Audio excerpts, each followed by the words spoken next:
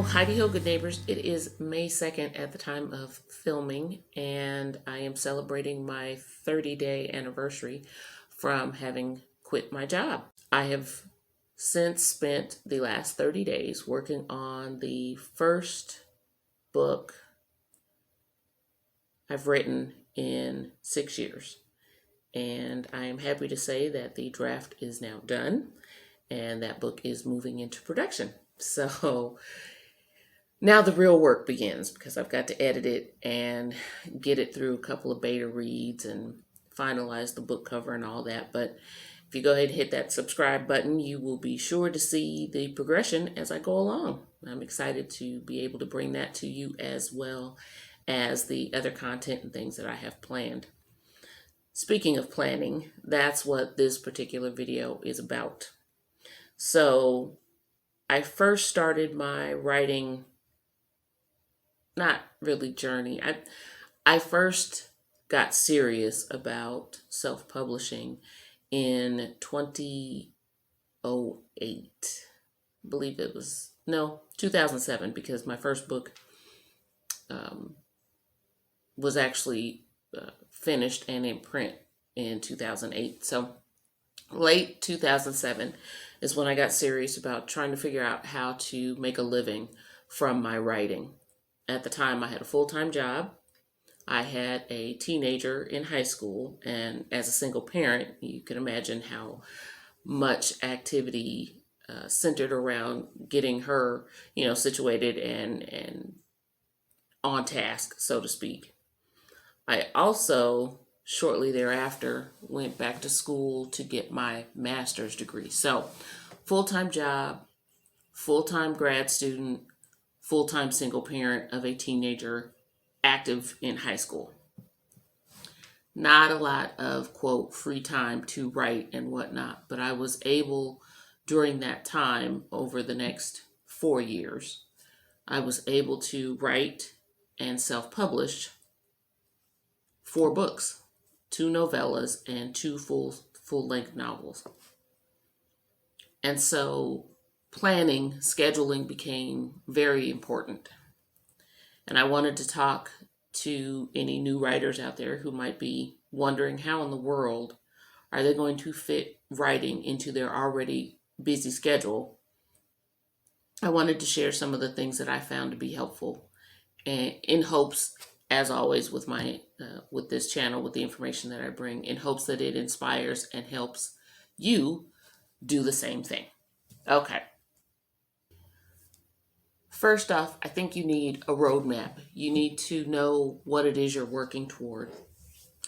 And some people do vision boards, some people do goal setting sessions. However it works out, you need to have a fairly good idea on what that final product is going to look like.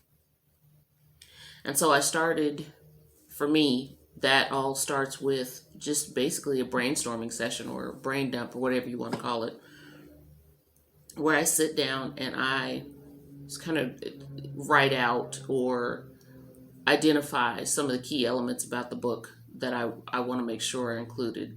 I might include general ideas on what I think the book cover should look like. Is it a novella, a novel that I have in mind? Lately, is it a screenplay? Is it a TV series? Because I'm getting ideas now for TV series or scripts, movie scripts that I want to write.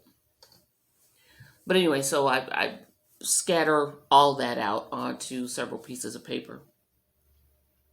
And from there, then I pull out a calendar that's 6 to 12 months from when I'm looking at starting. So for example,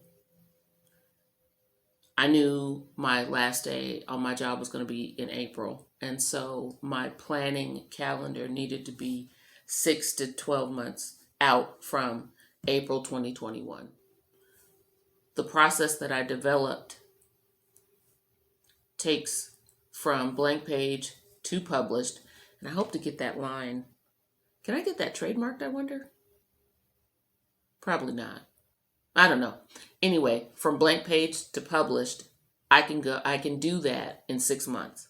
The clients that I've worked with up to this point, we've gone 6 months to a year. So that's why I say I get, a calendar that's at minimum 6 months, but can go up to a year from the day that I'm starting. Anyway, I'm all over the place with this. My apologies.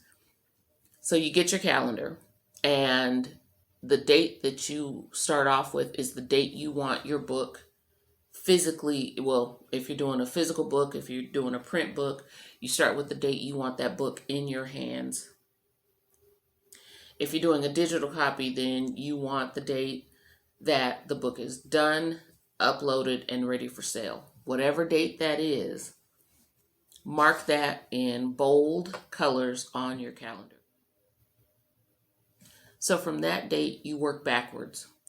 Block off any days that you know you're not going to be able to work on your book project. Those can be birthdays. As the world opens back up, could mean travel days. Anything like a doctor's appointment or medical procedure, something that you know is going to take all day, or it's going to take a lot of energy out of you. Go ahead and block those days off. If you've got work things that are coming up that are going to take a lot of, as they say, bandwidth, a lot of energy, and you know there's no way in Hades you're going to be able to squeeze in time to write or time to work on your book project, go ahead and mark those days off, starting from the day you want the book ready for sale, but all the way back up to the day you plan to start your project. Okay, block off all those dates. Let's just get those off the calendar. I also am sure to mark off things that involve family. So any family holidays that are going to be coming up that, again, after last year, you're going to be in a position now where you're going to want to gather and focus on reconnecting with family and whatnot. Go ahead and mark those days off. So get all that done. And that then becomes and then after I do that, then I look at what are some of the key milestones I want to reach in terms of book production and when do I want to reach those. So let's say, for example, with the book that I just finished, I want that book to hit the shelves on July 18th. And so I mark off July 18th.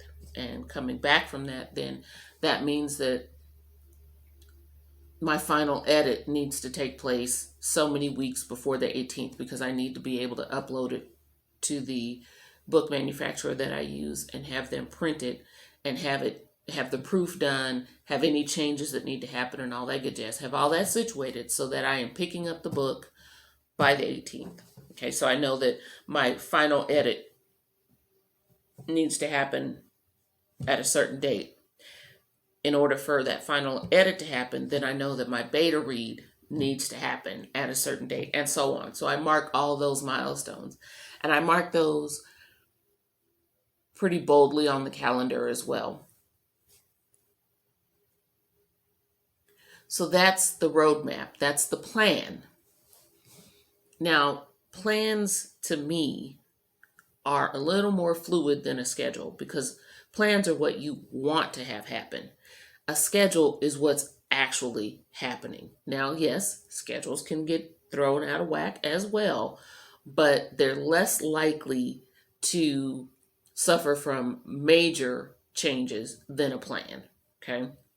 So once I have my roadmap, once I have that plan all situated, then I drop down to scheduling. And scheduling for me happens on a monthly, weekly, and then daily basis. Monthly, I look at, I'll take my plan and I'll look at what all's marked out that month. So I take my plan month and recreate it in my planner. And I typically do that the last Sunday of the current month. So the last Sunday of April, I planned for May. About 30 days before I planned to start working on my book, I did the 6-month plan. So if that makes sense. So once I've got the month in my planner, then I turn to that upcoming week. And based on what I have going on in my planner for that week, I'll block those dates, times, whatever. I'll block that off in my week. And then I look at, after everything's done, when do I have time to work on whatever tasks need to happen before that milestone. And these tasks are going to vary slightly depending on where you are in your process. For example, if you're just getting started, then that first month, all you really need to do or focus on in terms of your book is the writing. You need to get that first draft done. So at least, for me, at least 20 minutes every day needs to be dedicated to putting words to page. Doesn't have to be consecutive 20 minutes. Again, when I developed this process, I had a full-time job, I was in grad school, and I'm a single parent of a high schooler. It wasn't a whole lot of time all at one time to just sit down and write. So I stole minutes wherever I could, but I made sure that those minutes were allocated in my weekly calendar. So I've got the week laid out, good to go. Then that particular day, let's say I've done my weekly plan on a Sunday.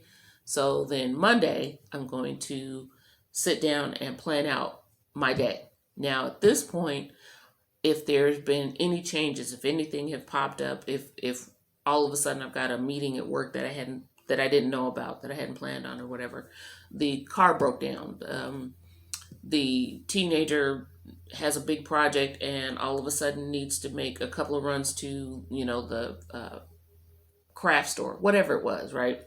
All of that I would know, and I could put that in my day. And then after all that's done, I can look and see, okay, what time can I steal? What time can I schedule to do the tasks to work toward that week or that month's milestone? That's how I would work out my schedule. Now, let's say I've gone a month, I've done my daily schedule. I'm not paying attention to the plan at this point because it's already in my planner, right? It's already on my agenda. It's already in my schedule.